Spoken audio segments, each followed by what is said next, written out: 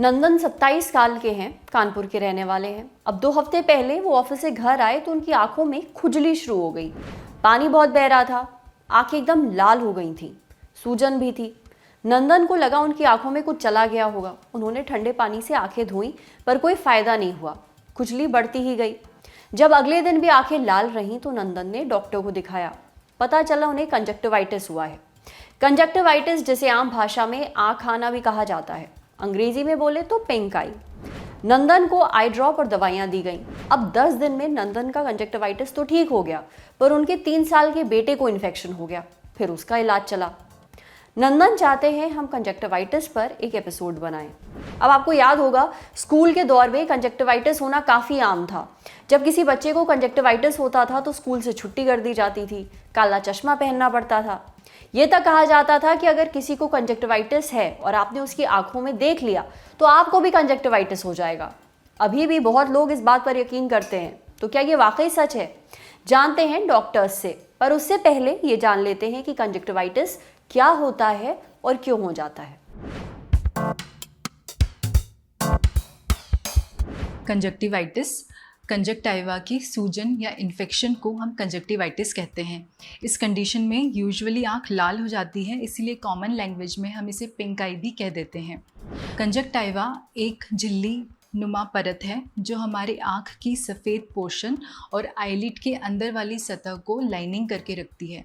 इसका main function protection के साथ साथ आई को ल्यूब्रिकेशन प्रोवाइड करना है, लेकिन कुछ कंडीशंस में ये प्रोटेक्शन ब्रीच हो जाता है और जिसकी वजह से कंजक्टिवाइटिस हो जाता है। कंजक्टिवाइटिस को हम मोटे मोटे 3 तरीक़ों से विभाजित कर सकते हैं। पहला इन्फेक्शियस कंजक्टिवाइटिस, दूसरा एलर्जिक कंजक्टिवाइटिस, तीसरा केमिकल कंजक्टिवाइटिस। इन्फेक्शियस कंजक्टिवाइटिस का सबसे कॉमन कॉज वायरल कंजक्टिवाइटिस है। इसके अलावा बैक्टीरियल कंजक्टिवाइटिस हो सकता है, फंगल कंजक्टिवाइटिस हो सकता है, या फिर कुछ और प्रोटोजोअल कंजक्टिवाइटिस भी हो सकती है। एलर्जिक कंजक्टिवाइटिस का सबसे कॉमन कॉज डस्ट या पोलन पार्टिकल की एलर्जी होती है। इसके अलावा कॉन्टैक्ट लेंस के प्रोलॉन्ग यूज़ की वजह से भी एलर्जिक कंजक्टिवाइटिस हो सकता है। तीसरा केमिकल कंजक्टिवाइटिस, जैसे कि नाम से ही पता चल रहा है, किसी केमिकल के डायरेक्टली आई के कांटेक्ट में आने की वजह से जब आई रेड हो जाती है उसे केमिकल कंजक्टिवाइटिस कहते हैं। ये यूजुअली टॉयलेट क्लीनर या फिर स्विमिंग पूल में जो क्लोरीन इस्तेमाल किया जाता है उसकी वजह से हो सकता है। यूजुअली सभी टाइप के कंजक्टिवाइटिस में आँख लाल तो हो ही जाती है। इसके अलावा अलग अलग कंजक्टिवाइटिस में अलग अलग लक्षण मिल सकते हैं।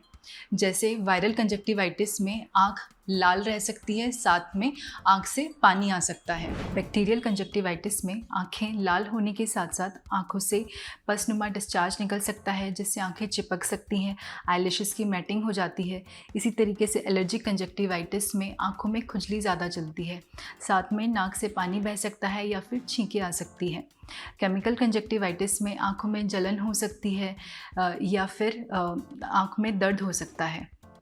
इसके अलावा इन सारी कंजक्टिवाइटिस में आँखों में कंकर की तरह चुभन महसूस हो सकती है या फिर रोशनी देखने में दिक्कत हो सकती है, जिसे हम फोटोफोबिया कहते हैं। कंजक्टिवाइटिस अलग अलग तरीके की होती है। इसमें से जो इन्फेक्शियस कंजक्टिवाइटिस है, सिर्फ वही एक व्यक्ति से दूसरे व्यक्ति में फैल सकती है, लेकिन वो भी सिर्फ डायरेक्टली किसी की आंखों में देखने से नहीं फैलती। ये एक मिथ है। यदि किसी व्यक्ति को इन्फेक्शियस कंजक्टिवाइटिस है और उसकी आंखों से जो पानी या फिर डिस्चार्ज निकल रहा है वो डायरेक्टली अगर किसी दूसरे व्यक्ति के कांटेक्ट में आता है तो ही उसे कंजक्टिवाइटिस हो सकता है। कंजक्टिवाइटिस से बचने के लिए अपने हाथों को बार बार धोते रहें। डायरेक्टली गंदे हाथ आँखों पर टच ना करें।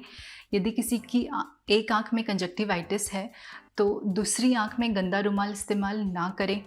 किसी और का यूज्ड तौलिया, रुमाल या फिर कॉस्मेटिक प्रोडक्ट्स यूज़ ना करें। अगर आप कॉन्टैक्ट लेंस पहनते हैं तो कॉन्टैक्ट लेंस को लंबे समय तक इस्तेमाल ना करें। उसके कॉन्टैक्ट लेंस के सॉल्यूशन को फ्रिक्वेंटली चेंज करते रहें। अगर आप धूल या मिट्टी वाली जगह पे जा रहे हैं तो वहाँ पर प्रोटेक्टिव ग्लासेस लगा के रखें। इस तरीके से सिंपल हाइजीनिक मेथड्स को फॉलो करते हुए आप कंजक्टिवाइटिस से बच सकते हैं। बचाव के बावजूद भी यदि आपको कंजक्टिवाइटिस हो जाता है तो तुरंत अपने डॉक्टर से संपर्क करिए और एक आई एग्ज़ामिनेशन करवाइए। आपका आई डॉक्टर आपकी आई को एग्ज़ामिन करने के बाद आपको किस प्रकार की कंजक्टिवाइटिस है उसके अकॉर्डिंगली ट्रीटमेंट स्टार्ट करेगा। अगर आपको एलर्जिक कंजक्टिवाइटिस है तो एंटी एलर्जिक आई ड्रॉप्स के साथ में ल्यूब्रिकेटिंग आई ड्रॉप्स दी जाती है। अगर बैक्टीरियल कंजक्टिवाइटिस है तो एंटी बैक्टीरियल आई ड्रॉप्स दी जाती है। अगर वायरल कंजक्टिवाइटिस है तो यूजुअली यह सेल्फ लिमिटिंग होती है, अपने आप ही ठीक हो जाती है, लेकिन ये लंबे समय तक चलती है। इसे ठीक होने में 3 से 4 सप्ताह भी लग सकते हैं। तो सिम्टोमेटिक ट्रीटमेंट दिया जाता है। चलिए, ये मिथक तो दूर हुआ कि कंजक्टिवाइटिस किसी की आंखों में देखने से हो जाता है। ज़रूरी है कि आप अपनी आंखों की सफाई रखें और आंखों को गंदे हाथों से ना छुएं। डॉक्टर साहब ने बचाव की जो टिप्स बताई हैं उन्हें ज़रूर फॉलो करिए, कंजक्टिवाइटिस से बचकर रहेंगे। अब बढ़ते हैं सेहत के अगले सेगमेंट की तरफ। हमें सेहत पर कई ऐसी लड़कियों के मेल्स आए हैं जो बालों की एक्स्ट्रा ग्रोथ से परेशान हैं। ये बाल उनके चेहरे, सीने, हाथों और पैरों पर हैं।